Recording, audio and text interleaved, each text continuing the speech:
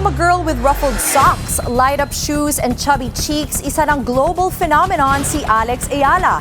Pero paano nga ba nagsimula ang karera ng batang atleta? Yan ang agenda report ni Elmar Acol.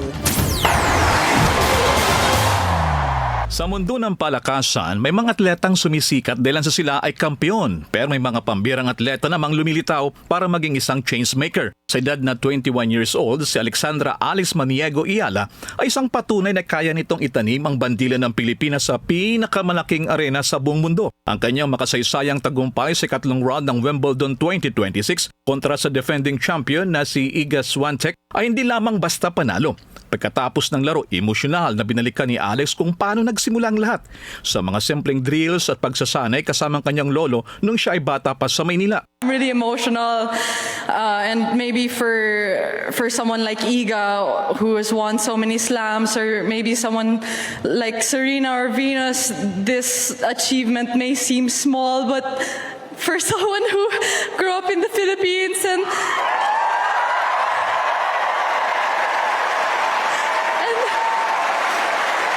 you know, I went to train with my brother and my grandfather every day after school with my ruffled socks and my light-up shoes and chubby cheeks. So to her, this is everything.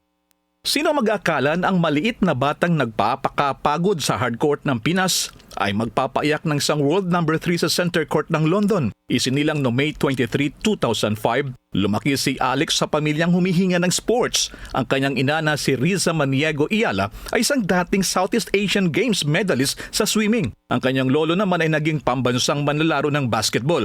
Sa edad na 4, hawak na niya ang kanyang racket. Taglay ang focus na madalas ay hindi mo makikita sa mga bata. Ang pinakamalaking sugal sa kanyang buhay ay dumating nung siya ay 12 anyos nang tanggapin siya bilang scholar sa kilalang Rafa Nadal Academy sa Mallorca, Spain na pag-ari mismo ng tennis legend na si Rafael Nadal. Malayo sa pamilya, hinarap ni Alex ang lungkot, matinding training at disiplina para maging world class ang kanyang talento. Nagbunga ang lahat ng sakripisyo nang sunod-sunod niyang iuwi ang Junior Grand Slam titles, ang 2020 Australian Open Girls Doubles at ang 2021 French Open Girls Doubles. Sa Southeast Asian Games naman, winakasan niya ang 26-year medal drought ng bansa. At itong taon ibinulsa ni Alex ang kanyang ikalawang WTA 125 singles title sa Birmingham Open. Para kay Alex, ang daan patungo sa itaas ay hindi naging patag.